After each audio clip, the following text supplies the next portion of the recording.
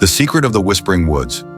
There are places in this world that people fear, not because they are dangerous, but because they are unknown. The Whispering Woods was one such place.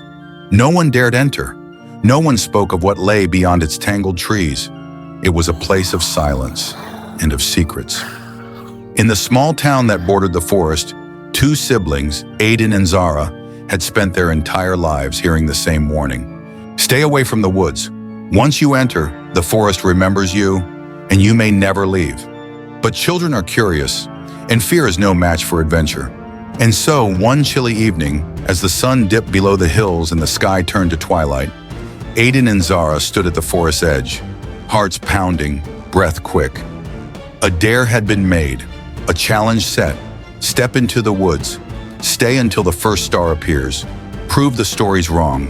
They took their first step into the darkness, and the trees swallowed them whole. The moment they entered, the air changed. The wind did not blow, yet the leaves rustled. The ground was soft beneath their feet, as if the earth itself was breathing. And then, the first whisper came. Who enters the Whispering Woods? The voice was not loud.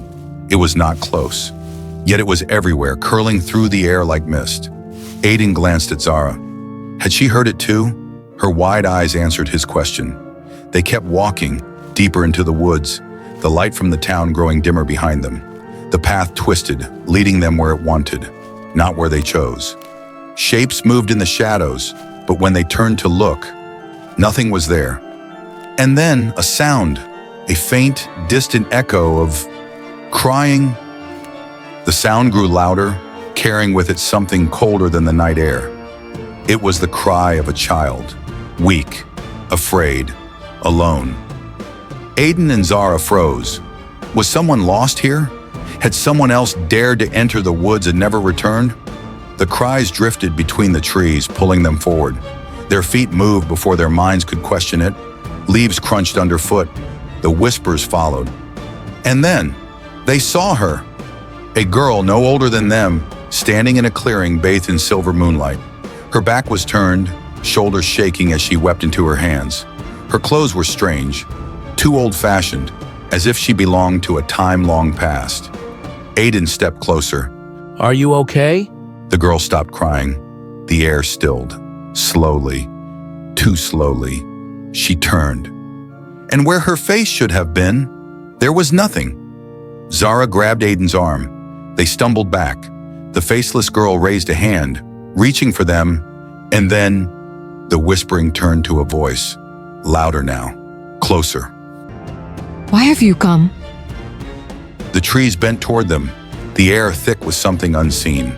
The faceless girl stepped forward, her presence unnatural, her shadow stretching in ways it should not.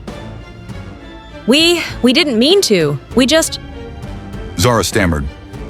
The girl tilted her head as if listening, and then her voice, soft, sad, filled the space between them.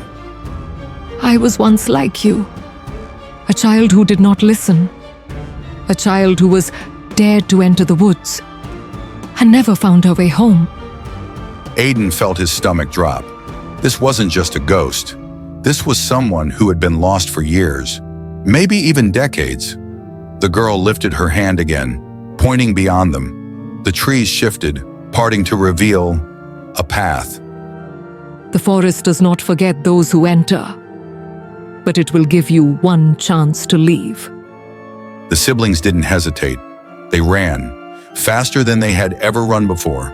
The trees twisted and blurred, the whispers rising, furious now.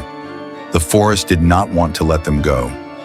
But then, the first star appeared in the sky, and just like that, the whispers stopped.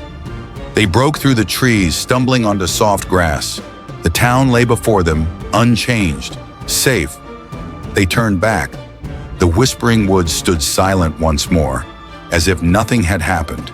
But in the shadows just beyond the tree line, the faceless girl watched, waiting. That night, Aiden and Zara did not speak of what they had seen, not to their parents, not to their friends, but they never, ever stepped near the woods again. Because some secrets are not meant to be found, some stories are warnings. And if you ever find yourself standing at the edge of a dark forest, listening to the wind carry voices not meant for you, remember this. The forest remembers those who enter. And if you do not listen, it may never let you leave. Moral of the story: bravery is knowing when to walk away. Some dares are not worth taking, and some places are meant to be left undisturbed. Don't forget to like this video and subscribe to our channel for more fun stories with important lessons. Click the bell icon so you never miss a new story. See you next time. Bye-bye.